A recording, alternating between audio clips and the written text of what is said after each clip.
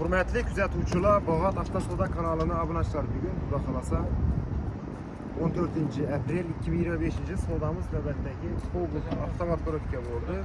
145 ming provga kirgan mashinamizni naqd pula 100 million so'm pula sotdik. Zalog tashadilar bu mashinamizga, Xudo xolasa avtomat ko'rikka style varianti. Ko'p yurtdoshlarimiz so'rab turibdi, avtomobilimiz sotildi do'stlar. Ko'rishingiz mumkin, sotilgan mashinamiz 2015 yil avtomat ko'rikka 4 tane balon qo'yilgan, kırılgan, chizilgan joylari yo'q.